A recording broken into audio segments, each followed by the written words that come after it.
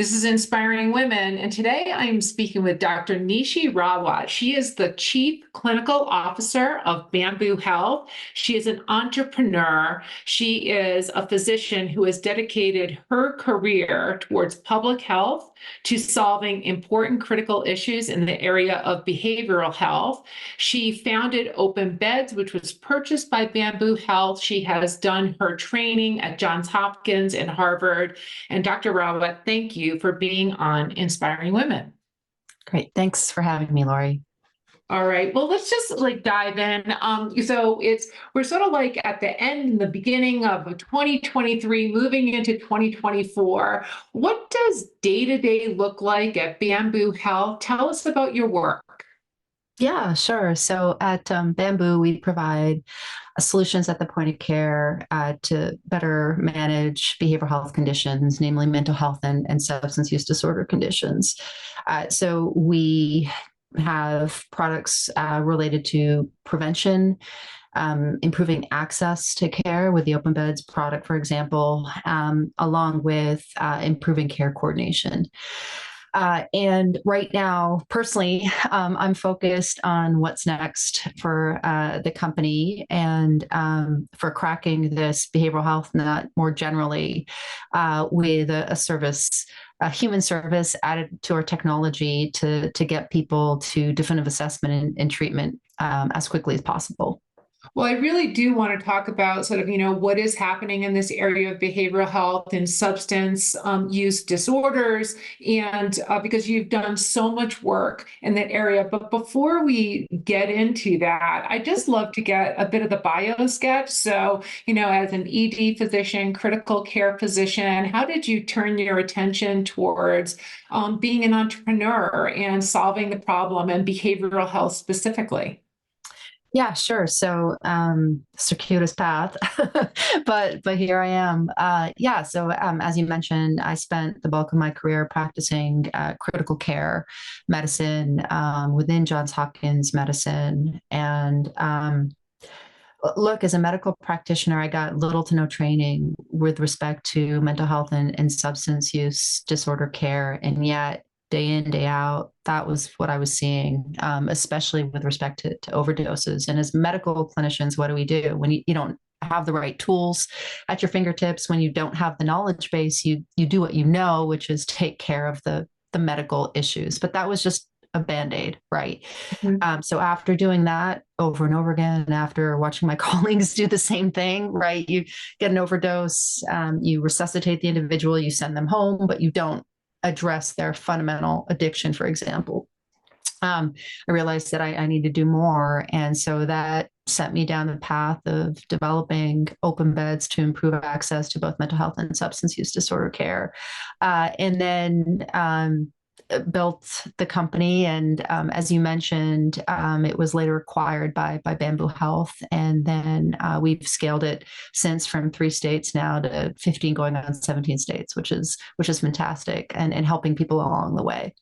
It is fantastic. And, starting something like I know a lot of ED physicians, and they have no energy whatsoever to put towards sort of like solving the problems. It's, just the things that I see in friends and colleagues is exhaustion and Yeah. broken systems and broken Yeah. processes. Yeah. So maybe just like on Open Bed, so like, where it started in terms of that entrepreneurial and doing more, where I don't even know where you got the energy. Yeah. Yeah. Can you just talk about that? Like, what Yeah. were you solving? What does it look like when it's broken, what you had to deal with in the ED? Yeah, sure. So the only reason I was laughing was because I thought that I had the energy, right? So for a very long time, I was working weekends and nights in the ICU, and then also trying to build a business during the day. And then it was just not Mhm. sustainable, as you can imagine. And so that had to stop. But um, yeah, the challenge was just what I communicated, in that, first of all, I was doing wrong by patients. And then when you have a couple of astute individuals, parents, tell you that what you're doing is wrong, that's a wake up call, and it's hard not to do otherwise. I'll give you an example. There was a young kid who had overdosed, resuscitated. The next day, I walk into his room and I'm like, okay, you're good to go home, right? And his parents said, absolutely not. We're not taking him home. Yep. He needs to get care, and you need to help us. And I didn't know how to help them, right? We had a social worker. What they would do is hand the kid, the family, a list of resources and go fend for yourselves. But that's not helpful. And so something needed to be done. And it like I just couldn't ignore it, right? So you find the energy, or you prioritize, and you do what you need to do. So the open beds, when you created that, that was sort of like, helping, take that extra step to take the piece of paper of resources and actually get care for these patients for in between stays. So what does open beds literally do? Yeah, sure. So look, and I'll be the first to admit it's not rocket science with respect to technology, but it takes a village. And what this technology does is brings the village together, all the stakeholders together, Mhm. working within one system. And so what it does is it provides transparency regarding the availability or capacity of inpatient and outpatient mental health and substance use disorder services in a region. Mhm. Then it enables referring clinicians, for example, a social worker in the emergency department, to see that availability and send a referral. It's what we call now, it's commonplace closed loop referral systems.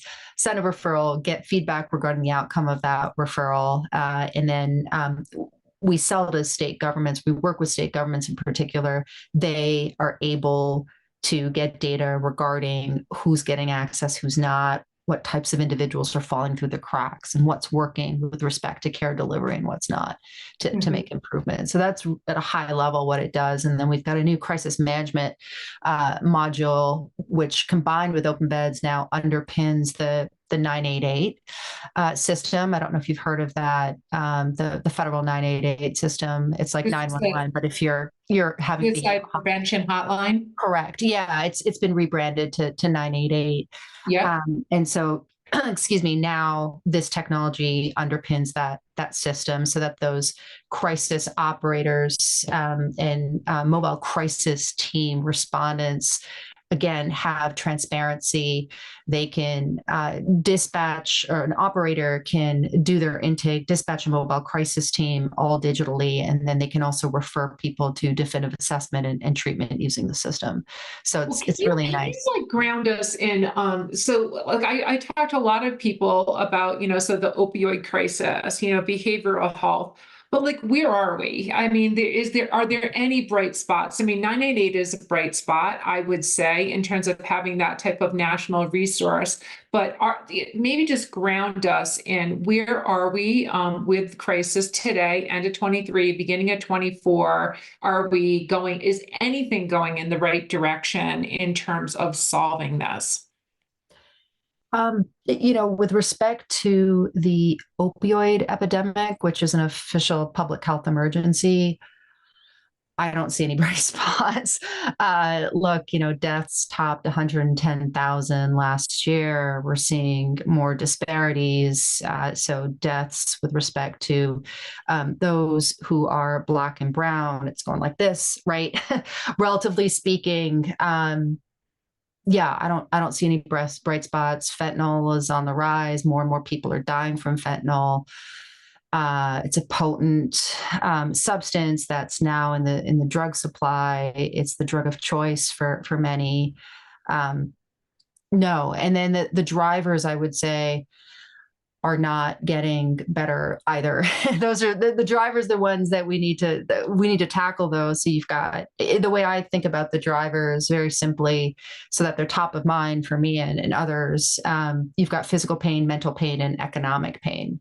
Mhm. So without me even getting into the details, you can tell me that those are not moving in the right direction, right? Right. So Yeah. in terms of just, what is out there, so we've got a crisis that is only worsening, a public health emergency, but this particular crisis also comes with it a lot of stigma and a lot Sure. of bias. And so people's empathy for solving the crisis also is not there at the level that it needs to be to match the moment of, what are these issues.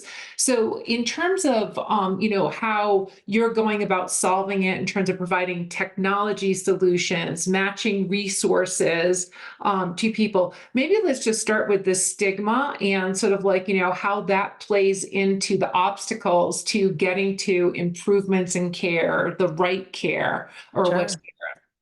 Yeah, look, stigma fundamentally is at the root of all of the obstacles, and I don't think I'm exaggerating here. It's responsible for the lack of parity, and what I mean by that is that uh, payment parity. Still to this day, you have substance use disorders which are not being paid for at par relative to physical health conditions. And I won't get into details, but you've got stigma, which is driving payment parity. You've got um, stigma that is driving the our lack of execution with respect to uh, getting people to evidence-based care. So we know what works for opioid use disorder, for example. We've known what works for now 40 years. It's in the literature in volumes.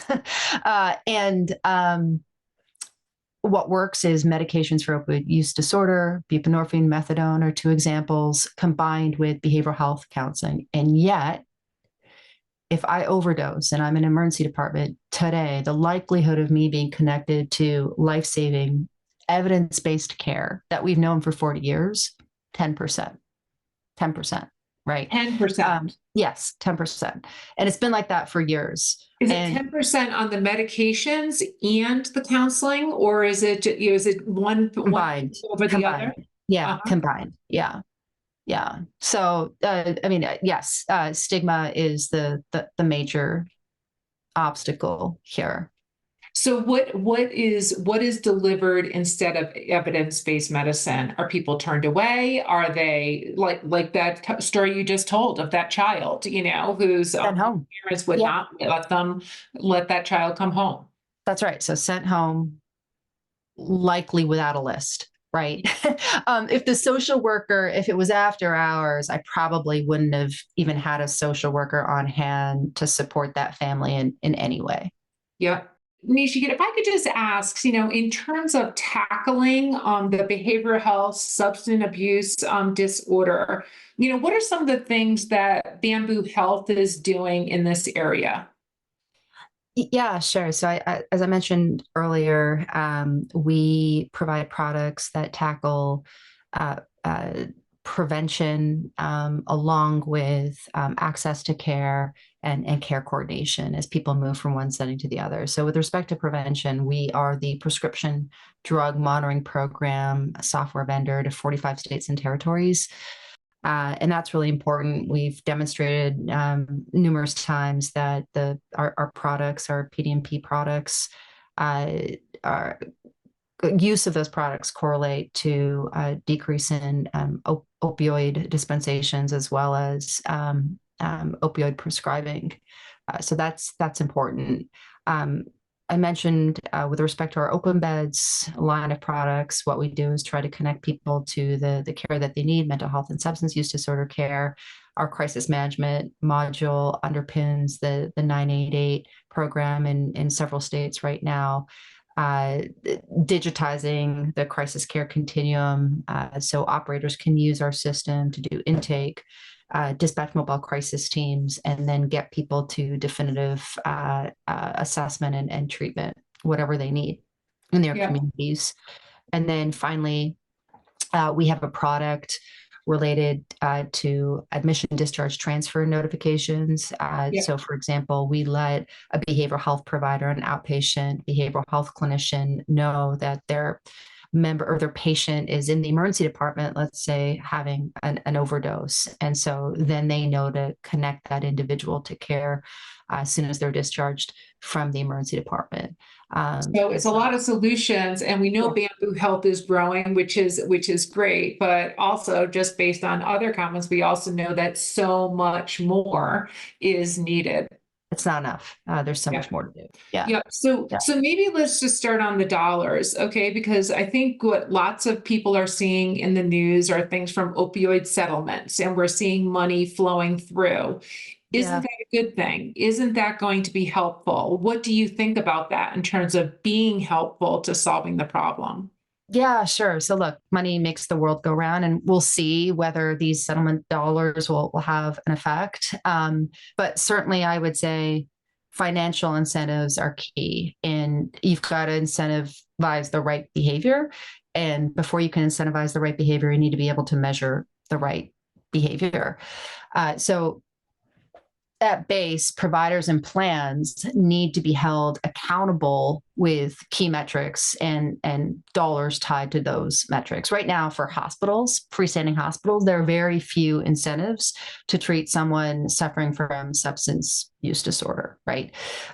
We're seeing the beginnings of the right incentives within Medicaid and for Medicaid managed care organizations, with states leveraging the behavioral health care coordination HEDIS metrics that have been put out by the NCQA, right? So, for example, a state will pay a Medicaid managed care organization in that state a capitated rate, and then a certain proportion of that rate is withheld unless they meet a certain threshold of care. For example, getting someone who has substance use disorder, they're in the emergency department, getting them to care within 7 days. And so we're seeing more and more states tying dollars to those metrics for the Medicaid managed care organizations within their states. So again, that's the beginning of change, but there's not nearly enough change, I would say, especially with respect to hospitals and primary care. So then what else besides the financial systems, are you recommending? Yeah, sure. So I would say again, I can't underscore enough that the financial incentives are important. Aside from that, it's incredibly hard to access care. I recently, for example, tried to reach a number of treatment providers. This is substance use disorder providers in a Midwestern state. My goal was to onboard them to this service that we're providing, this new service, and have them be a part of the treatment provider network.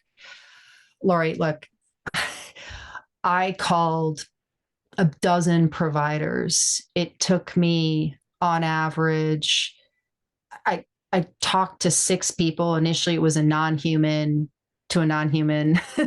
And then, on average, 6 people to get to a voicemail. And then 3 people called me back. Can you imagine? I mean, if you're someone who's in need of care, Right. I thought that perhaps I couldn't believe that we're still at the place we're at right now. And it's the same place we were at, 5 or 6 years ago when I founded Open Beds. Anyway, and so it's just incredibly hard to access care. Well, it's like pushing the boulder uphill. Right. Like you said, you're here, you're solving the problem, being on the other end, of the problem, dealing with somebody who is in the situation of an overdose, of a disorder, Right. with substances. I think there probably isn't a person out there who doesn't have some story, who knows of someone, a family member, a friend, a community member who's dealing with it. So, well, Right. But Laurie, I'll tell you one thing. I mean, the one thing I will say is, like, I don't want to fault the providers. What they're dealing with on the other end is incredible shortage of staff, right? Right. They don't have enough people who are skilled to do the necessary work, and overwhelming demand. So that is part of the problem as well in terms of access to care. It's just the severe shortage of qualified staff to carry out this work. So we've got stigma and bias. We have misalignment around financial incentives, maybe some programs that are going to begin to be helpful. But we've got a scaling problem as well. How do you see things like community-based collaborations or organizations? Are there other things to pull on to make some needed progress towards solutions? We're going to be in this for years. Yeah, sure. I'll say one thing, which is that people tend to want to interact with people who look like them and sound like they do, not, and typically it's not a physician. It's not your typical profile of a physician. And so where we're seeing bright spots, for example, you've got the community health worker movement, people who are embedded in schools, in community centers, in grocery stores, for example. And so this is the places that people frequent. You've got individuals who know the local communities, they know the local customs and cultures, and so they can better interact with those in need, and that the care resonates with the people in need. So I think that's the one bright spot. Is it's scalable? There are a couple of models out there that people are trying to scale this model, and us included, we're trying to scale that kind of model. But I would say it's to be determined. Do Yeah. you, in the communities, are you able to garner? So stigma is often, if you can garner empathy from people in a more localized area, those seem to be, solutions that matter when you bring it not broader but smaller, in terms of, So are you seeing that in terms of some of these collaborations that you're doing, or is it too early I to think it's to too know that? early to say. Certainly people, because of the stigma, also want to be cared for in an anonymous way, I would say. And that's not always conducive to hyper local community based care. Yeah, We know, for example, one thing that's working with the pandemic, a lot of care, as you know, switched from brick and mortar to virtual care.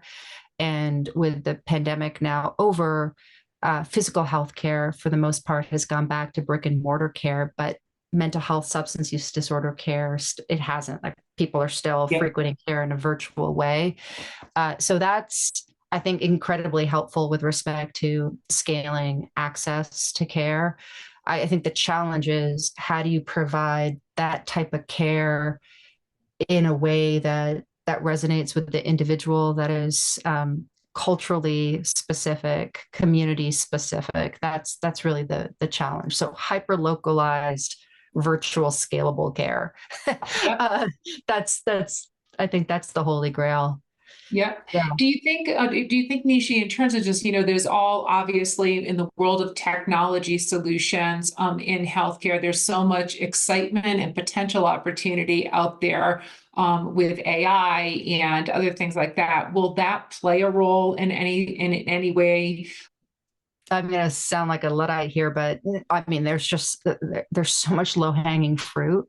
As I said, let's just execute on getting people medications for opioid use disorder, Yeah. starting in the emergency department. Let's just do it. We know it works. Yeah. Right? AI is not going to solve that. Yeah. Right? Yeah. Is AI going to solve the staffing shortage? I, I'm skeptical as to whether Yeah. a chatbot can truly replace a human week on week Yeah. compassionate care. But yeah. So Yeah. So Nishi, just because you are so dedicated to this, and you have been working on it for a while, and the problem is of such magnitude, just for yourself as a leader, as somebody who is just, embedded in terms of just like addressing this crisis, how do you get up every day put your leadership hat on, knowing what you're up against, and just have the energy to like keep pushing and trying to find and advance towards getting access, getting solutions out there. It's really easy. I mean, I believe that this is probably one of the most intractable problems of our generation. And so it's quite easy to get up in the morning and if you like big problems, Yeah. and just knowing that a lot of people out there are suffering, seeing it in our data, for example, yeah, that's what keeps me going. And look, I miss, for example, as a physician, you make a difference at an individual level day after day. Uh, I miss that to a certain extent, but at the same time, I do appreciate the opportunity to make a difference at a population based level. Yeah. That's actually amazing and really wonderful to hear. Again, another issue that we know is out there for physicians broadly and generally speaking is this feeling of burnt out. And sometimes that burnout is from not having obvious solutions, addressing the low-hanging fruit that physicians are having to, obstacles to just doing what they signed up for when they became a physician. So when you talk to or with your colleagues out there, your physicians who are out there who are maybe not feeling optimistic and more feeling those signs of burnout, what do you say to them? What do I say to them? Yeah, it's tough. Look, I mean, what's driving physician sentiment these days is lack of autonomy, right? And that lack of autonomy is due to multiple factors, but I would say mainly, at least for me, it was the increase in the administrative burden brought on by technology for the most part, and then unrealistic incentives that were not in keeping with my personal morals and values, right? So that led me to feel like just a cog in the wheel, and I felt like I was treated as such. And I'm not alone. I know that a lot of my colleagues, current, former, feel the same way. As you mentioned, many of us went into medicine because we wanted to help people, very pure and naive, quite frankly. But I think that the one thing that I I would tell my colleagues is that there are other things that you can do, right? To inspire yourself. Uh, and then, for younger physicians, the bright spot, quite frankly, is that I think that they're eyes wide open, much more so than perhaps I was back in the day, along with my colleagues. They know what they're getting into. Um, and I think that they're much more prepared for the realities of what medicine is today. Yeah. Well, I find that, quite frankly, so inspiring, Nishi. And maybe as we just close out this inspiring woman conversation, if you were to talk to younger women who are out there who are maybe considering, a work of medicine or a work of addressing a public health crisis, what advice would you give them? Um, that's a good one. Have you seen Barbie, the movie? Oh, You yeah. did. Okay. I think I saw it late. I just saw it a couple of days ago, and I'm not a Barbie person at all. Never was. And when people said it's a great movie, I was kind of like, yeah, right. But I watched it. I watched it. And if you recall, towards the end, one of the main characters steps up and delivers this soliloquy about how it's impossible to be a woman, right? And then she enumerates all the ways in which it's impossible to be a woman, I think, which resonates with many of us. Very detailed, right? You have to be thin, but not too thin. You have to be smart, but not too smart. Like you have to like people's ideas, but then you can't like them too much. But at the same time, you can't squish them so that they're non existent, on and on and on. And then she ends with, I'm sick and tired of watching myself and other women tie themselves in knots for others to like them. Now I'm mucking up what she said, but that's what she ended with. And so my advice would be, don't tie yourself up in knots. And I know that's easier said than done. So I would practice undoing a knot every yeah, if you can.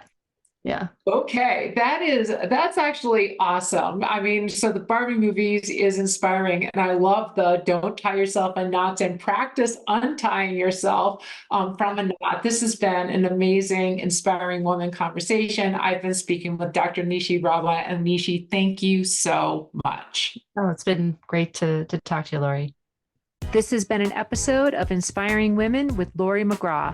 Please subscribe, rate, and review. We are produced by Kate Cruz at Executive Podcast Solutions. More episodes can be found on inspiringwomen.show. I am Laurie McGraw, and thank you for listening.